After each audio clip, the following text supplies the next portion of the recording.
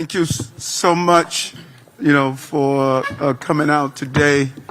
And, promise made, promise kept. After we witnessed the shooting of Catherine, after I spoke with the mother and saw some of you on the street that night, thanks those of you who came up, I stated that we were going to come and just sit down and have one of many conversations. This is not the only conversation. And just hearing your ideas from the ground as we start this administration. It's hard to believe, but it's only been 3 weeks. And it has been nonstop since then. But I want you to know in a very clear way that I am more energized. I'm not tired. I'm not stressed out. I'm not trying to figure out, can we get through? I'm not fighting for a victory. I'm fighting from a place of victory. And part of that comes from during the time of being in the state Senate as well president. And throughout those years, I came across all of you on the street. We would stop, we would talk, we would be out at shooting responses. I just saw what you did on the ground. And I just took notes in my book, in my journal, and said, you know what, when we get the helm, we can do this the right way. But doing something the right way starts with communicating with people who are on the ground. I don't want to go in and attempt to dictate to you when you are on the ground. I want to hear your ideas and what we need to be doing as we evolve into the next level of the on-the-ground fighting, crisis management of all the different groups and organizations that are doing this.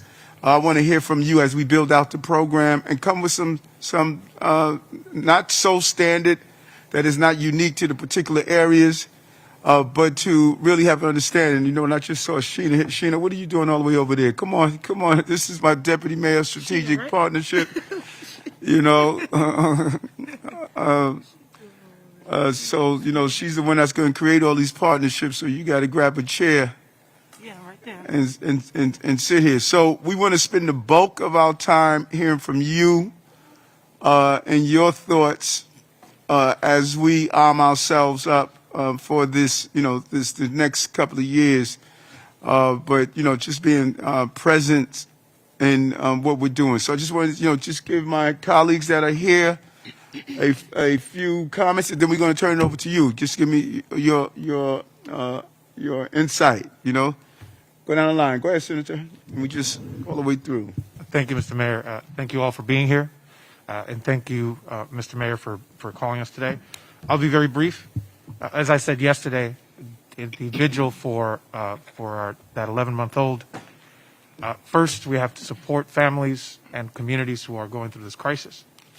Second, we have to think about accountability for the folks who have done wrong.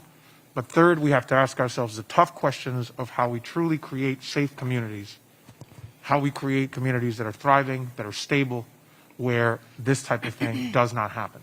And those are the tough questions. That's why you're all here. We thank you for being here, and I'm glad for the invitation. Thank you, Mr. Mayor. Thank you for being out here today. Thank you, Mayor.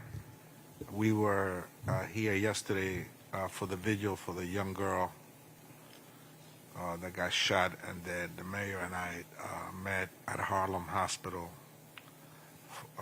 to be with the families of Officer Rivera and Mora. And prior to that, we have been also with in East Harlem, where the young woman that worked at Burger King got shot and killed. Even though she gave her money back to the guy, the armed robber, they just went ahead and shot and killed her anyway. All in my district. So this is a crisis, right? Far too much in a short period of time. And you are sort of like the folks on the ground that could be very helpful. We want to hear from you. And also, I'm an advocate that we work with the mayor to see also how we could implement more effective law enforcement practices so that we could. I come from Washington Heights in the 80s and 90s. I don't need to tell you what went on there. I see far too many elements of what I saw back in the day over there. Here. In fact, it reminds me of that. I told the mayor yesterday that we need to work together to dismantle that. Yes.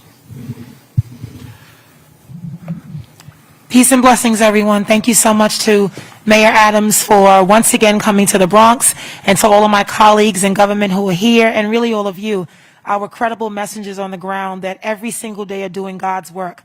You already know, I see you. We've had a great partnership during my time in the City Council. I am no stranger to being in the streets with all of you, and so we're going to continue to do work.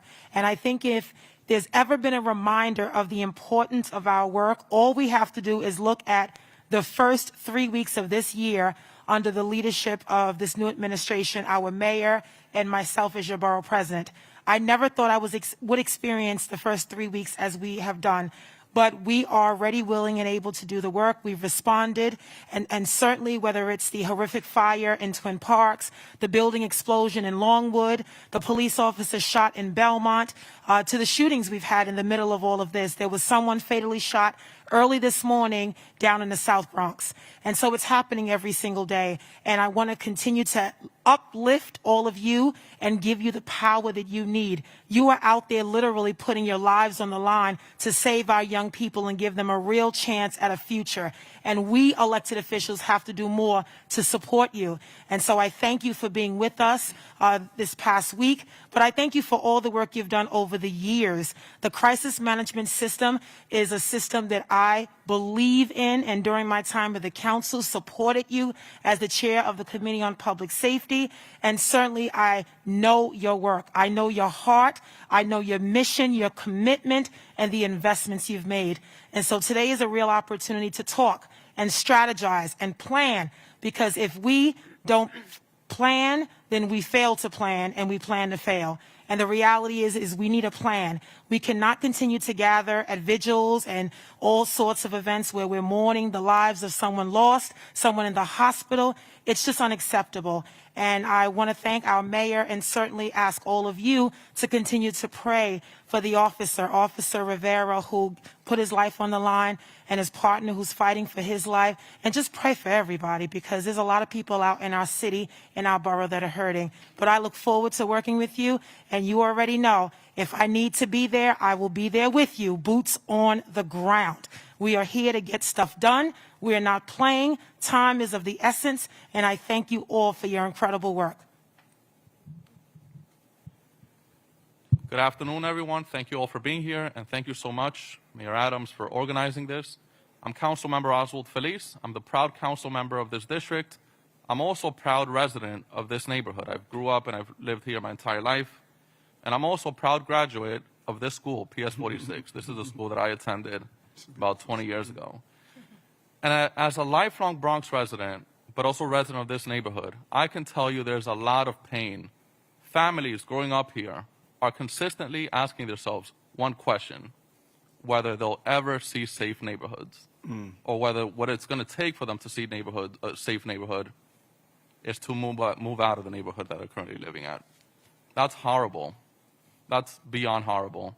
But I want to thank all of you for working around the clock, risking your lives, door knocking, and intervening, and doing everything possible to interrupt violence before it happens.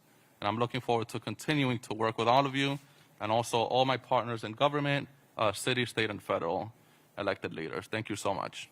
Thank you. Thank you. And we're gonna open the floor. But, you know, someone always ask, well, if the crisis management, or, you know, the credible messengers, if they're in the borough, why do we have a shooting? And I keep telling them, you looking at the shooting that happened, look at the ones that did not happen. That's right. Because you were there. Right. You know, so we talk about how many runs a batter knock in.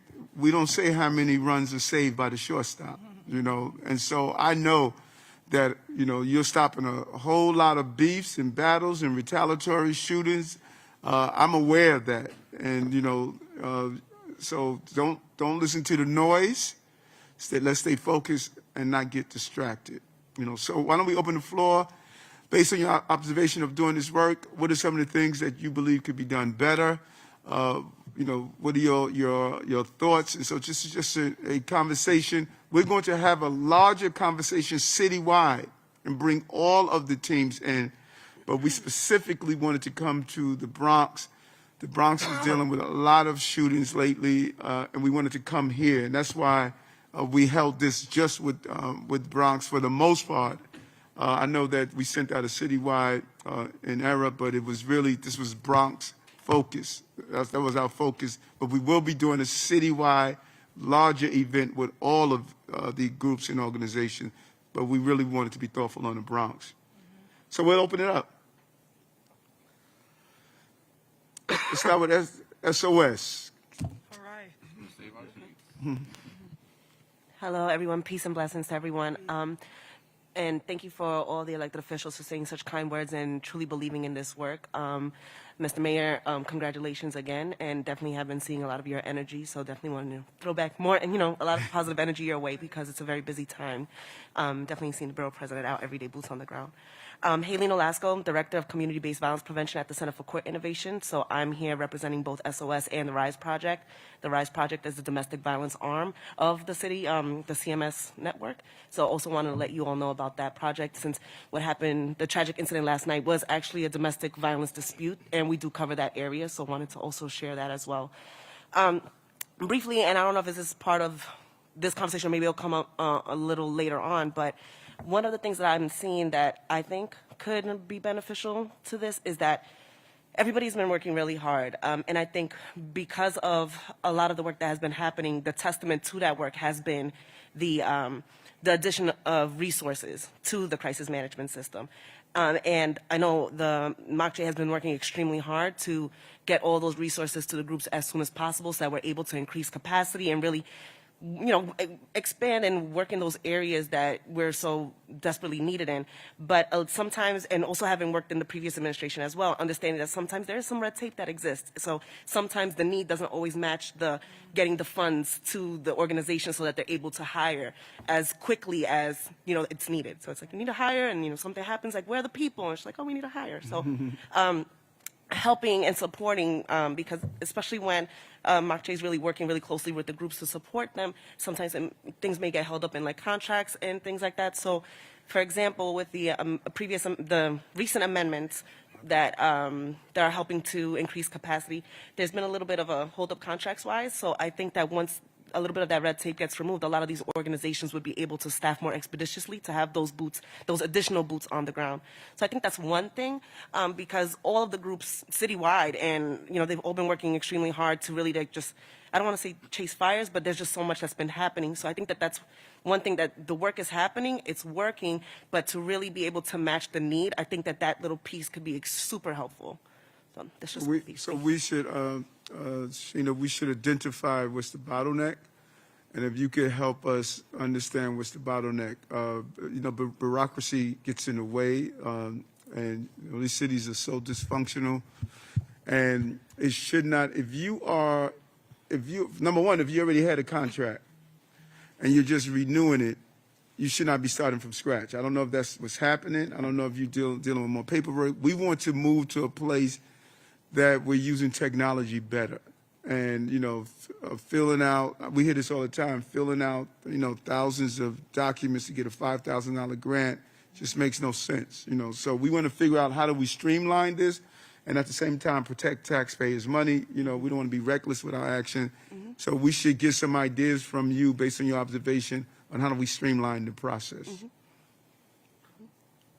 So, happy Saturday, all. Jessica Mofield, Executive Director of the Office to Prevent Gun Violence at MOCJ. Thank you for creating this space to not only hear and amplify the voices of the individuals of this room, but also the collective. I can speak a little bit more explicitly to the issues of procurement that Haley is referencing. This is a structural issue that we've been experiencing in the city, where the heart and spirit of the organizations are not always matched by the city's policies and procedures around how access to capital gets to community members. I think a lot of times, based on the structure of it being reimbursable, there's the assumption that there's access to cash flow already. So the work already happens and then people are reimbursed. So I think where the red tape lies is policy around changing contracts from being reimbursable to supporting, whether it's by performance base or by line item, where we're actually able to get money to community at the same cadence of the expectations that we have for their performance on the ground. I feel like that's explicitly important. So I think a lot of what we see in this space, especially when we talk about the exhaustion and the trauma of constantly having to come out and convene around vigils, around babies being hurt, around individuals not being able to come home, I think it also speaks to other system actors that are not in this space today. You know, a lot of this is around not only access to capital, but access to housing and how people are able to remove themselves out of communities in different spaces, not necessarily completely out of the borough, but in other neighborhoods where they can establish a perception and a sense of safety at the ability of being able to move, even though they might not have the financial capacity to be able to move themselves. So if we had the ability to connect with the HPD and challenge the policy of not only having special grants to be for 5 families per year, where there was actually a set aside for victims of gun violence, I think that would allow the narrative to change around Black boys and girls not being seen as victims so that their families can actually get the support to be survivors. I think that's the kind of policy and narrative change and shift that needs to happen, in addition to the support around how we actually view the contracts, who's receiving the contracts, and how that money is distributed.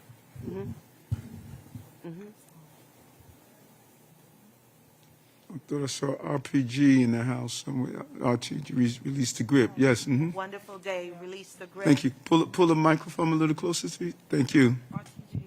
God bless you all this morning, and the same hearty greetings that all extended to you, Mayor Adams, we extend to you as well. Obviously, all of you here, I want to give special attention to Borough President Vanessa Gibson, as well as the council member for the Release the Grip 2 site, northern site that we work in. I do want to note a few things. Quite oftentimes when folks speak to our work or what we do, and it really speaks to what you said concerning, oh, what are they doing?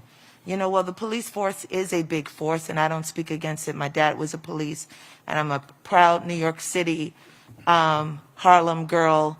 And so our sites are generally between boots on the ground, between about 5 to 12 people, right? And we cover approximately 10-ish blocks. And so we're not around the clock. So it's a misnomer when people think that something should have been done quickly. So just for the sake of clarity, I think it's important to note that, right? That we are not this large group with 20 people on the ground to cover about 10 blocks. And yes, we've extended ourselves. I think it's important to also note that there is much being done, right, to keep this moving. Number one, to engage young people during the day. Many of our office spaces are not that big. It's really challenging to get, if our office was this big, you know, like we'd be jamming, right? But you're trying to piece together. So there's the work that's being done on the ground by the violence interrupters, accruing information, building relationships. You have young people who really are wanting to get out, right? Whatever that means for them. But over the last, I want to say, when did we do that, when we took those young people away? Almost 2 years ago. There was, 2019, there was a conflict in the Belmont area between 2 groups. And there were shootings during the day, a real Wild Wild West scenario. And we were able to take them to a location that we had purchased before we used it for something else to get them off the ground. And it was so important to get them out the city. But part of the conversation is, if we stand down, what if they don't stand down? So trying to balance this, trying to bring key players together. And yes, the structure has been changed. And I believe over about the last 2 years, you have structures. And right now, yeah, I'm talking about gangs, but that's not the only thing. There's mental health, right? Issues. There's desperations. But then you're talking about there's been a change in the structure, right? And so entities have come together. And so it changes the dynamics of what's going on on the ground and who is merged together and now who they're standing against. So yes, it is when funds get to us. It is making it very clear about how many people we have on the ground, because when we say on the ground, that includes our outreach workers who do risk reduction work. Lightly, some case management, because you have to get people ID cards, right? You have to spend time speaking to them. You have to get birth certificates. You have to bring them through some courses in job readiness so that you can move them on to a class. And some here know what I'm talking about, and I believe some of the older cure violence crisis management teams are doing it better because of years. Some folks just need to get out the city. We've sought to relocate about two of our participants. I was going to say two of our kids, right? Two of our participants, because they just need to be out the city, right? Because they're desperate. We won't even address housing. But this work is a lot bigger than just people on the ground, because if that was the case, with all due respect, no shade to anyone, the police would have already done it. So it's not just put people on the ground because they do have guns. We don't have guns. We are definitely using relationships, and we have all seen, right, teams get guns out of people's hands. We've had a call, and I'm going to stand down, where one of our kids said, yo, meet me at this such, to an outreach worker, to his case manager. He couldn't get there. He sent somebody else on the team. The young kid thought that our outreach worker was going to put work in with him. And he literally talked them down and saved somebody's life that night. So there is lots of work, and kudos and love and great respect to everybody who's doing the work, especially those who are around this table and in the city who's doing this work without a grant and with a grant. Bless you all.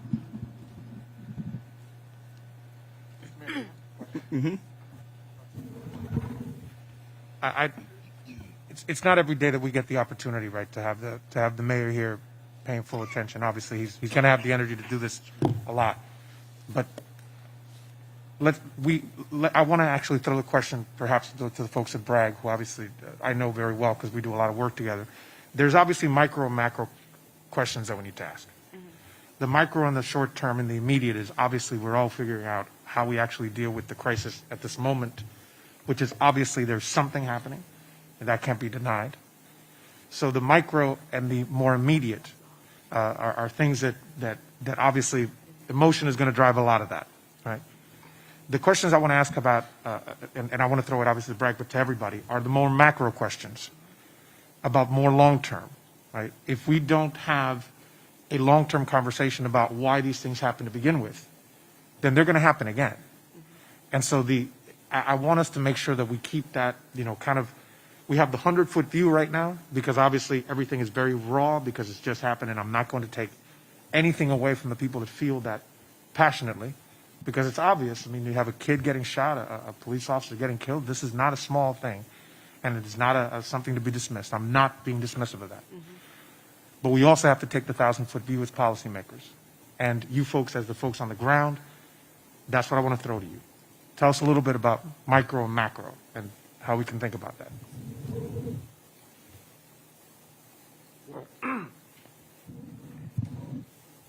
First and foremost, thank you for having me here. Thank you for everybody coming.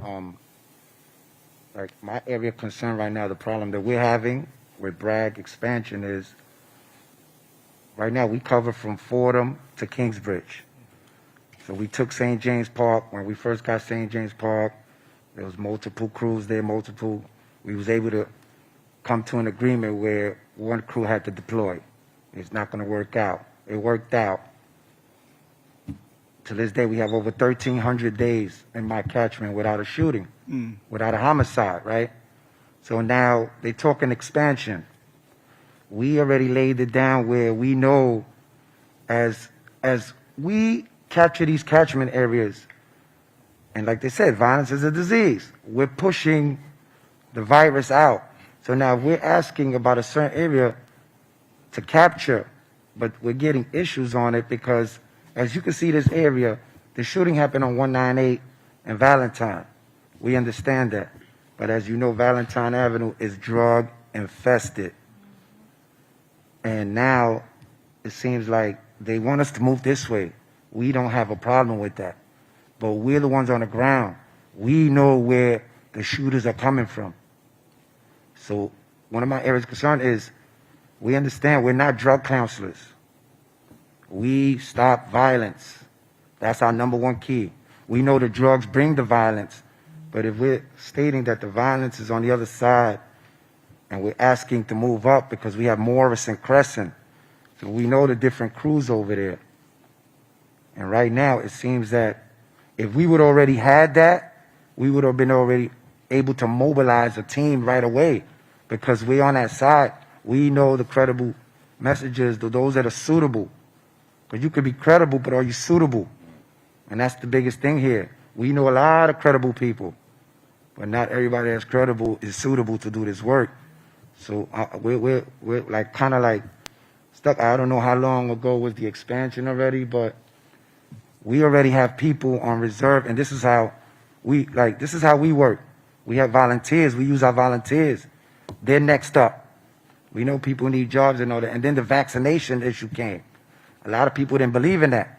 So that kind of like put us in a place where some organizations are asking all employees have to be vaccinated. That kind of like came to a standstill because I can't force anybody. We can't force anybody to go ahead and take this vaccination if that's their belief. But we do know that these people can do the work. So that's the biggest area of concern I have is that we have to look at the shootings, where the crews are at. And I just feel like as a Bragg organization, it's not letting us completely keep pushing this virus, this disease, this gun violence way out. So we already cleared one area. And I'm asking that, I know Mark Jay's in charge of the situation and all that. And my other area of concern, not to go off Gustavo, but I-95. I-95 runs through the Bronx. New York has never been known to manufacture guns. These guns are coming through I-95. Are there any strategies to create a state or federal task force or something that is going to stop? Because we hear thousands of guns are getting confiscated, but thousands of guns are still out there. And it's a beautiful thing. We're capturing a lot of guns, but as you see, if there's a shooting every day, sometimes twice, 3 times a day, and we're in the heart of I-95, or is New York planning to like at least, reach out to other states, tighten up the laws on getting these guns? Because they're flooding only our communities. I lived upstate before, and you don't see that. And if there's guns out there, these are people that are registered or whatever it is, but to flood our streets. And I'm asking because also, it's so much on my mind, but also I hear that there's creating task forces, they're going to have the unmarked cars again and everything. And my concern with that is we have a lot of people carrying in the street. We have a lot of people that carry that have problems on these streets. They have beefs. They're so-called ops. And now, is there any other? I want to know if there's more strategies on working with. Are these cops being trained on how to approach individuals, or they just jumping out? And these cops are young, 19, 18, 20 years old. As you can see, the 2 officers that were shot and the one that fatally died, 19, 20, 22 years old. And I know as a young kid, if I'm in the street and I'm carrying a guy just jumps out of a car, knowing that I have a lot of issues in the area, the first thing that young man is going to do? He's going to reach. He don't know where it's coming from. So I have a big concern with that, and that's something that needs to be talked about. We go through trainings for approaches, for pitches, to talk to our individuals. Is there anything in play for the officers to do this, to learn on how to approach? And we did a training a while ago for the 46th Precinct, a 3-day training, and I role played, and their approach was, I stopped them in their tracks with the approach. Like, things that I said as thinking what if I was this young man and some of these officers just didn't know what to do. So when you don't know what to do, the first thing you might do is just, only thing you know how to do is reach. And that's where our problem is at too.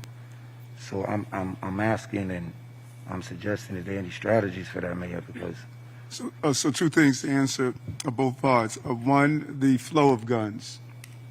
And we have been communicating with the president who, to my optimism, he gets it.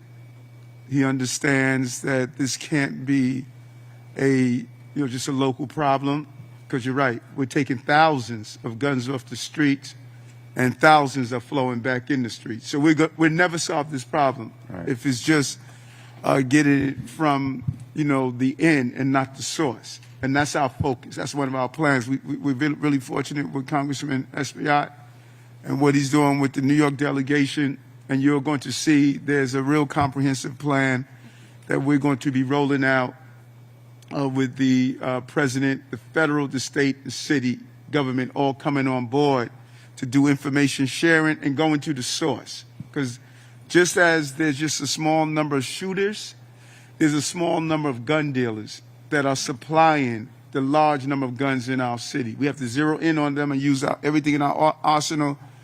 Senator Myrie produced a bill where we could sue those gun manufacturers, but we also want to target them and bring them up on criminal charges in cases where it's fitting as well. So there's a comprehensive plan, because you're dead on. There's no gun plants in the South Bronx, and we're clear on that. The second is the plainclothes aspect of it, and we welcome any training methods that you have identified based on your skill, because the sterilized training methods that's being used year after year after year did not change with what happens on the streets. And so having the team of you come in, speak to those new officers that are going in my version of a gun unit is different from what you saw in the past. Because the number one thing I heard during my years of fighting against police abuse, I was up here when Diallo was shot. His mother is a friend, and Baez and Zongo and all of these other families. I know them personally, and this is what I put my life on during 100 Blacks in Law Enforcement Who Care. But policing is both omnipresence, the blue and white, and it's also unpredictable.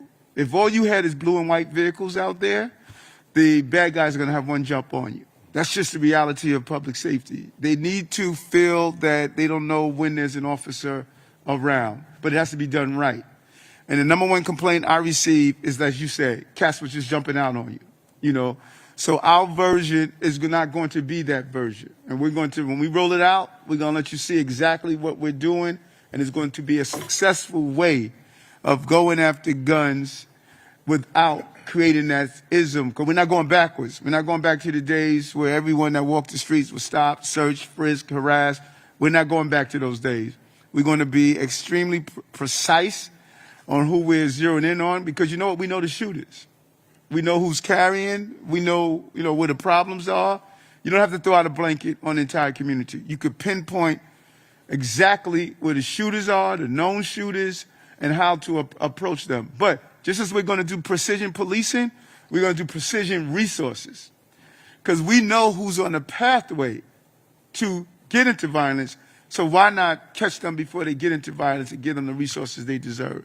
So I would love for you to sit down with Phil Banks, my Deputy Mayor of Public Safety, and go through the training that you're talking about. And if we have to modify our training, we look forward to doing so.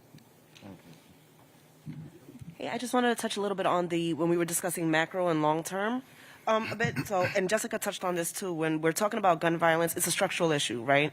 So by the time that trigger was pulled, that gun violence happened way before that moment, right? So whether it's my schools are under-resourced, I'm having domestic violence happening in the home. When I go to the hospital, my services are inadequate. When I try to get food, that's also inadequate. And I think that even with the pandemic, and we could all agree that once that happened, a lot of that was exposed even further, right? All of these systemic issues that we're having. So I think that if we're looking at this from a macro level, we really need to keep the button, like when we're talking about precision resources, Mr. Mayor, also making sure that we're keeping our finger on that button to like continue to pour into that. And like, so for 2 examples specific to the crisis management system, when we're talking about like school conflict mediation and youth enrichment services, I think a lot of supports could come from the administration on allowing the credible messengers to be able to do their work in the schools. Are there some schools that completely buy into the model and they have a good time and it's productive? Sure, but there are also schools where that's a little bit more tougher. So I think having a little bit more support from the administration to allow the DOE to really continue to believe in this and bolster this work within the schools would be super important, because we know a lot of what happens in the community goes into the schools and vice versa. So I think long-term and expansion, and I don't know these, I know these conversations are already happening, so I don't want to say that they're not. They are. But I just want to make sure that we're keeping our finger on that button, because the schools are super important. It's vice versa in there. So really getting that support from the administration to really push on DOE to have them respect this work, allow this work to happen, and really have a real conversation about what's working, how is it working. Even before ever working at the administration, I worked at 2 care violence sites, and I've seen it, I've seen it work, but I've also seen those conversations of like, well, I'm not sure what's going on here, but I've seen when a school buys into it, they identify those young people that are giving the most trouble, they put them in a room together, and they build. And when that's happened, we've seen a lot of success. Secondly, also bringing in a little bit of the DV or even general interpersonal violence stuff. Having some of that in the schools in an intentional way with credible messengers could be super helpful. So I know we're starting that, actually in Brooklyn, we're starting that a little bit more in the Flatbush area, where we're having RISE go into the schools and talk to people generally about how do you have a healthy relationship. Because I think when you know how to have a healthy relationship, it goes into your intimate relationships. It also goes into friends and family. And when we know how to care about each other and respect each other and talk about our emotions in a way that's productive and meaningful, there can be a lot that can happen there. So just thinking about that, like on a macro level in that conversation, that's what came to mind. We believe, those who have heard me say it over and over again, it's about building an emotional intelligence. How do we communicate and how we identify our emotion and the emotion of others. And we're fortunate, I picked an amazing chancellor. And, we're looking at because we have to deal with intervention and prevention. We got to always keep that in mind. While we are building up those things that have a holistic approach and we take down those intervention, you can't move away intervention and all of a sudden, say that, hey, things are going to turn out well, because, shootings are going on now. Mm-hmm. And so what we're going to do, we see even the decrease in school safety agents while we increase crisis management inside our schools. Mm-hmm. That's part of our plan. Mm-hmm. We're not moving our school safety agents overnight, but we see that we can start changing the flow of things. And then I'm going to allow my school safety agents to be promoted into the police department after 2 years of exemplary service. So as we making these transitions, because a lot of people don't realize the overwhelming number of school safety agents are black and brown women. Mm-hmm. And what they're doing, their relationship with these children are remarkable. They are seeing these children who are having problem with clothing, bringing them clothing to school, food to school, talking to them, being these surrogate parents. And I think after having 2 years of doing that in the school system, you're ready to go to the NYPD, but we've closed that door, and I want to change that. So I want the presence of my crisis management team dealing with conflict resolutions, interacting with these young people. But we have to do it where we're not just trying to turn this over overnight. Within 1 or 2 year period, I would love to see a greater presence.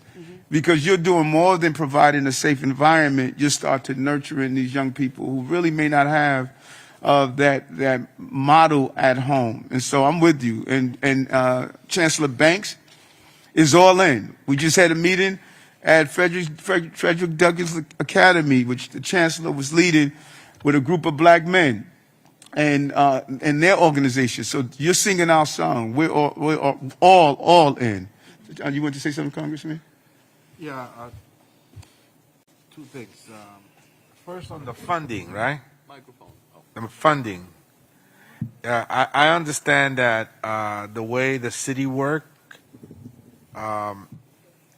it's sort of like not advantageous, or it's not friendly to organizations like many other organizations that you run, because they want you to be reimbursed after you provide the services, and you don't have hundreds of millions of dollars. So that formula lends itself to like the big institutions like Columbia University, the people that have the consultants and the grant writers and the certified public accountants and the lawyers. But those organizations, those institutions don't have the grassroots connections that you have. Right. But the system itself of the funding RFP system is not friendly to you. So that's something that has to be relooked at, right? There has to be a deep dive there to see how these organizations could work with the grant that they get, and they don't have to sort of like put out the service before they get reimbursed, right? Right. Because you just won't be able to do that, right? Right. We should look at that. You know what, Sharina? We should look at, because it's always been a setup.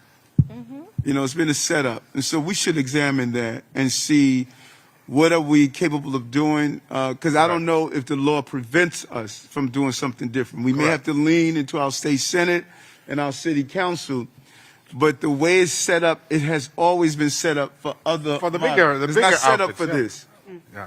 So we're going to look at it, have our legal team look at it and say, Eric, this is what you have to change in the city council, or this is what you have to change in the state, so it could be more friendly to our style of what's done. It has never been friendly to it. It was always a broken system. You spend your money first, and then we reimburse you, and then we're going to wait a whole year to reimburse you. Then you're going to say, you know what, I'm not even doing this anymore. Right. So we got to look at that. That's our commitment to look at it. But like my grandmother used to say, the big, expensive broom may sweep better, but it can't get into the corner, right? It can't get into the corner to get that dirt out that's in the corner, right? You can get into the corner. Right. And we could do probably, Sheena, on the short term. A lot of our corporate entities are asking how could they help. Yep.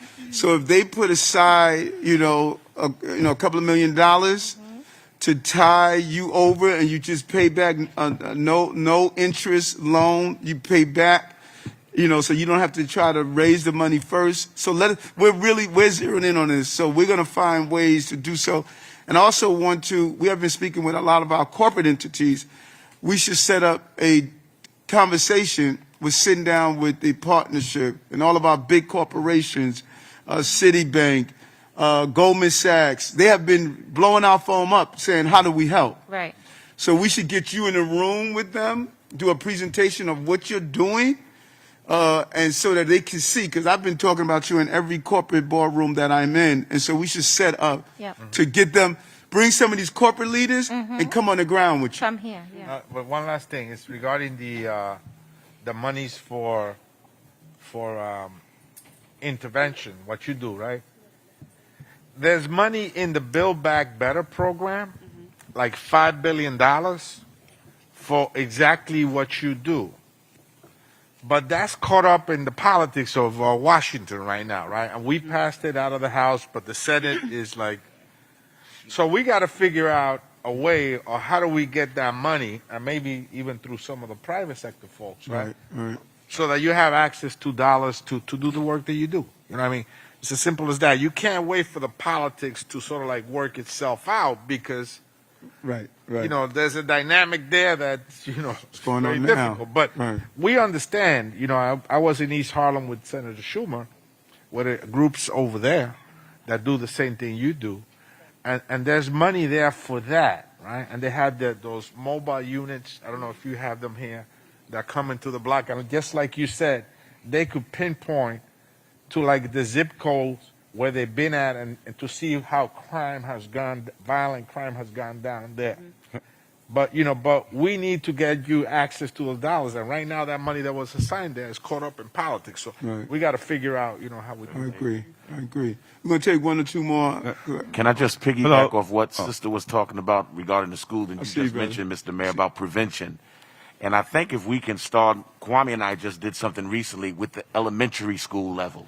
It was actually on the day, and I know most of us talk about the middle schools and the high schools, but I think if we can plant that seed to those 3rd and 4th graders. Kwame and I was doing an assembly, matter of fact, with some more community leaders on the day the 13-year-old got shot in the neck in the Bronx a few weeks ago. And just that kind of made an impact. And I believe just planting that seed is able to make a change in those young folk, their thinking. You know, because a lot of them, matter of fact, we had asked them questions about, you know, how many have seen violence, and you'd be surprised that everybody's hand went up. You know, I'm talking about in PS 121, that's over there on Allerton Avenue, and you'd be surprised at the little ones, the 2nd, 3rd, 4th graders. And I believe I've always been as I guess maybe it's the pastor in me, but I've always been a firm believer that if we can reach them when they're young, that, you know, that can be a preventive measure also. Well said. Yes. Hello, everyone. I just want to thank you for having this meeting. Thank you, Vanessa Gibson, all the council members, Jessica Roland, everyone. So my name is James Dobbins. I work at Lincoln Hospital. It's the busiest trauma center in New York City. My job is to track all the gunshots, assaults, and stabbings. We have 3 components. You know, the intervention. We have so many gunshots, assaults, and stabbings. We work with SOS. We're the liaisons. They come in, they sit with the patients. You know, just to stop retaliation, we have a strong relationship with our community partners, SOS. And we have our internal hospital responders with victim crime services. The caskets we have to pick out for these people. There's family support groups with RTG and Pastor Henry. We have our family support group. So Gun Down Life Up, we work very well with the crisis management care violence system, and we have our credible messages on the ground also. The prevention component, you know, the gun is not fun in schools. From pre-K to 5 years old, putting in the people's psyche in the schools. You know, we're going through the schools right now. I echo everyone what they're saying as far as being present in the schools. We're in the schools. I think that's part of the solutions. I just want to get straight to the solutions right now. You know, our goal is to have credible messengers. You know, we talk to Bragg, we talk to all the crisis, you know, we talk to all the teams, to have ambassadors and representatives in all the NYCHA houses. We have to have a strong presence out there. You know, we have to have more feet, more boots on the ground, and we have ambassadors, which the mayor office is supporting. We're able to hire more people and put them on the ground and expand the model throughout all the NYCHA houses. That's one of the things I really believe that needs to be done actively as far as now solutions, as far as more boots on the ground. We also identified a safe haven, a space where we could talk more in depth, you know, because a lot of problems, some people can't come to Lincoln. Some people can't go to SOS. They can't go to Bragg because of the beef. And we have our hands-on the pulse of some of the shootings. We have court mandates. We get referrals from the 40th precinct, the 41st precinct, from the local community members. They refer youth to us. We have our summer youth program. We believe in engaging the youth. The public hospital is so unique. You know, could we take kids from the Bronx? When I take them to Long Island, they're in awe with just the grass, showing the diversity. You know, being able to go to all 11 acute hospitals and 75 annexes, utilize the New York City Health and Hospital platform. We are housed in New York City Health and Hospital. This model should be replicated. We have people getting shot in all the hospitals throughout New York City, and we have an office here at Lincoln Hospital. I believe we should have it replicated throughout all the New York City hospitals, because we have the platform there. So we have a lot of ideas, and I just wanted to say thank you for this meeting, and we're here to work with everyone here, with the NYPD, all the crime violence system, CMS, and we just need to get more boots on the ground.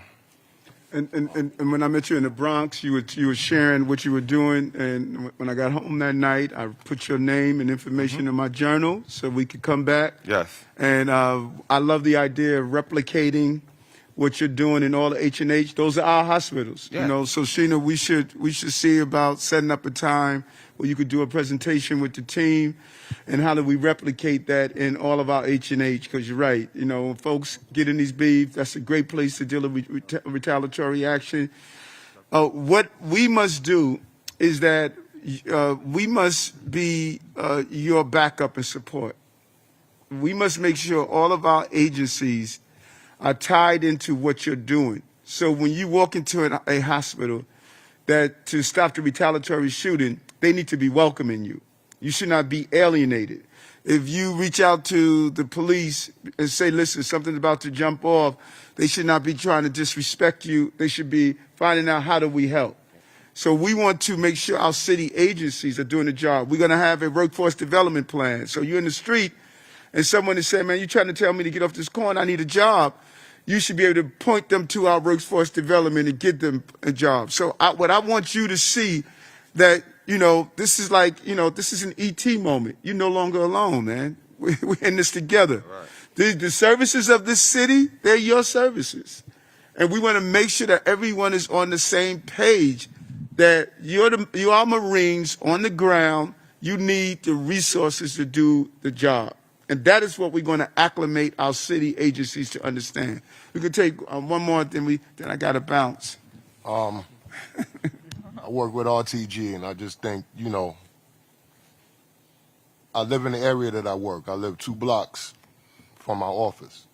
And I just think it's the best way to help with the gang violence and stuff is to deal with the leaders of the gangs. Because if you have a faucet running, that water's going to keep running until you turn the knob to stop it from running. So if it's a way to work with the gang leaders and make them allies, because at some point, you got to do different things. At some point, you got to make your enemies an ally to get past the violence that we're trying to get through, So maybe a change from punishment to working with some of these leaders of the gangs and stuff can help. Because even if you have a young kid in school, the young kid is going to look up to the older kids. And if the older kids is looking up to the gang leaders, then that's going to form a line that's just going to keep going. So at some point, we should try to work with these gang leaders to try to stem the violence, because if the gang members are only listening to them, then the only way to stop it will be to work with them. Okay. Just wanted to add another point, and I think many of you already are aware. Through the crisis management system, we've been able to forge more partnerships with the Department of Ed, where many of you have a physical presence in some of our middle schools. Chancellor David Banks often says this, and I agree with him, and I've said it as well. The issue is not what's happening inside our schools. It's the path that young people have to take to get to school that is the problem. Being in the same neighborhoods where it's not safe. And that is attributed to why so many young people feel the urgent need to bring a weapon to school. It's because they're dealing with something in the neighborhood or potentially at home. And so as we talk about your specific catchment area and expanding, I also want to make sure we talk about expanding our footprint in schools. I would argue that it's even more important to start, as Pastor G has said, at the elementary school level, because we know sometimes it's further exacerbated by the time you get to middle school. So elementary school is the way that we should go to work with so many of our young people, work with the educators. A lot of our schools are now community schools, so there is a not-for-profit partner physically in that school. But whatever it is that we should be doing, it's really about that network on the school piece. Because sometimes I get really upset when some people think that the only answer to addressing violence in schools is the deployment of school safety agents. And I support our SSAs, and I know many of them. They are a part of the solution, but they're not the only solution. If you have a presence in our schools with therapeutic services and wraparound services, and a lot of what we say is their social emotional learning, healing centers, that is a part of your work too. So I wanted to make sure that that's a part of our conversation, because expanding your footprint in our public schools is a part of keeping our children safe as well. Okay, go ahead, sister, because you get a chance to talk. I'm not going to be too long, because I thank you guys for being here, and I send my love to the Bronx. My team was up here yesterday, and my heart goes out to you. But I want to say something. I enjoy being in your presence all the time, because you get it. You understand, and you know. The communication between the leaders of the organizations and our city agencies is what we need. Yes. That is going to be the difference in making this change. Yes. When NYPD commanding officers are calling my phones on the weekends, I welcome it, because they know the blocks that they have to watch. They know where they're at.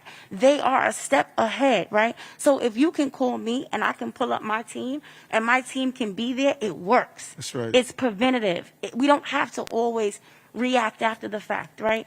I want to talk about the mobile units. The mobile units are important. I don't want my violence interrupters and the outreach workers in their cars. I need them in my units because NYPD identifies with my units. Department of Sanitation identifies with my units, right? So it's important when we talk about the red tape that we understand if, as crisis management organizations, if we're expected to have the results and we want to see the gun violence and the crime decrease in our communities, we have to be equipped with the resources, right? I can shut down blocks from selling drugs and having illegal activity, but what precision employment program am I sending them to? Right? How long is it going to take for me to get a referral for OSHA? That's right. Right? When we got all these buildings and construction sites coming up every day in our communities. Right. I need those guys on those construction sites. And I don't need to have to go through 8 different agencies and referrals to make that happen. Right. So there's a lot that we can do together as leaders of organizations because we know it. But if we don't have the tools and the resources and we don't keep the communication going, we won't be able to have the results that we're looking for, you know? So I don't have to keep going on and on because you said it. You said all of the agencies and the leaders are going to come together and continue to have conversations. I'm on sanitation every week. Listen, pick up the garbage in my hot spots. Right, because right, garbage right. allows for stash spots. Right, Right? right. Garbage allows for you to put guns in garbage. Right. So if I don't want people to have access to these guns, I need this garbage in my community cleared up. And I shouldn't have to wait on a 1-800 line for 45 minutes to get right, garbage out. right. So we need all of the organizations, all of its leaders, right? Mm-hmm. We need all of the NYPD commanding officers. We need us to go through these catchment areas together. Are we even at the right spots? Right.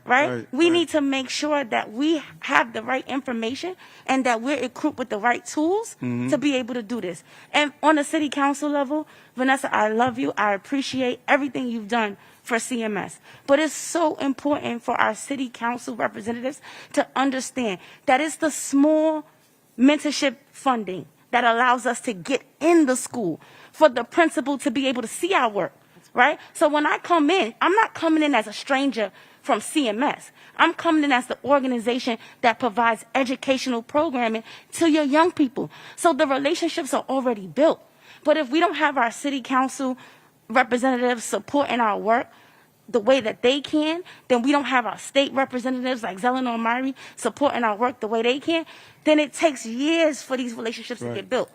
Right? And if organizations are putting in the work and we're out there and we're doing the right thing, it shouldn't take years for the resources to catch up to us. Right. Well So said, it's important. Well Thank said, you. well said. And so let me tell you this because I was listening to you.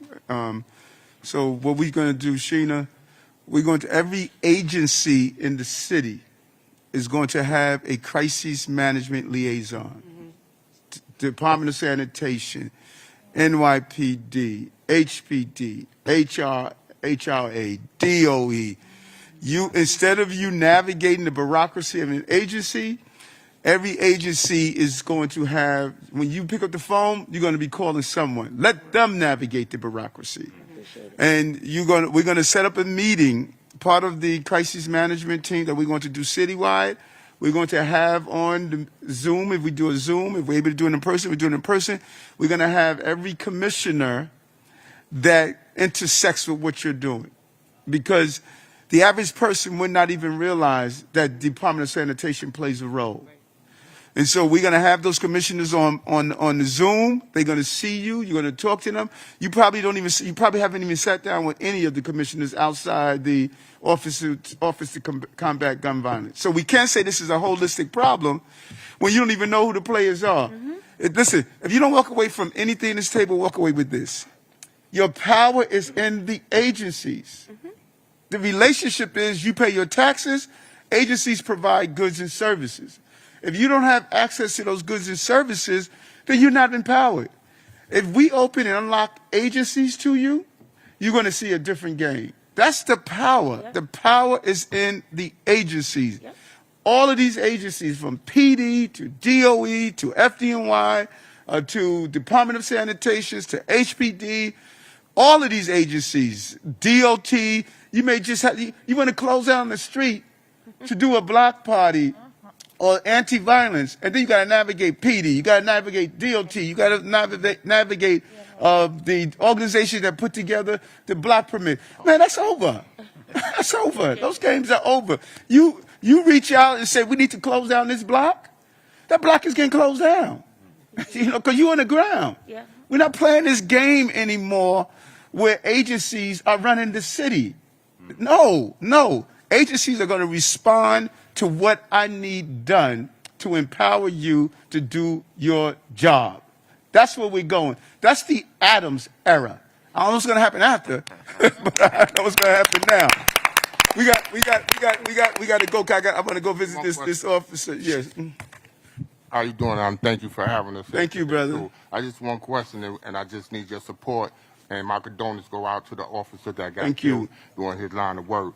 I just need the officers to continue to let us do our work when we're dealing with the high risk out there, because it is difficult and we don't get that support on the 40th and 42nd precinct all the time, because one of my participants got tased when I was trying to talk to the officer to let me talk to the participant. So we're going to need that assistance to be able to do that work, because it's going to get hard. There's a lot of violence in the Bronx. So please talk to the officer when they see us out there engaging. Try to let us do that work. We know when to stand down if it's a killing going down or the participant got guns or whatever. We'll stand down, but most of the time we need that assistance so we can do our work, so they can respect us a little more and we can make those changes. Without a doubt, brother. And I haven't heard this only from you. I heard it from others. And we're going to create a new synergy. You know, you both have two different ways of doing your job. You're not going to be able to do your job successfully if people believe you're an extension of the police department. You know, you're separate entities, but you have a common denominator. And the more that we communicate, you're going to be able to do your job. And that's just so important. And I hear it far too often that, you know, that relationship is not right. When you come on the scene, that inspector should be happy to see you. I have some inspectors, some captains, that are doing it right. They understand, hey, these guys are holding it down for me. I don't have to deal with it. And there's others that are not doing it right, and we're going to improve on that. And you know how you improve on it the most? We're gauging promotions based on your ability to interact with your crisis management teams. If my crisis management teams are saying, listen, this cat is not flowing with us, and we can't get anything done, then listen, why am I going to keep moving you up through the rank and file? It's about how well you create relationships. And every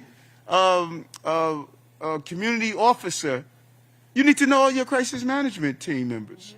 That's the relationship we are building. We're going to build a relationship where the team is rowing in the same direction. We're all rowing in different directions. Got to row in one direction to save our city, the streets. Thank you very much. Appreciate it.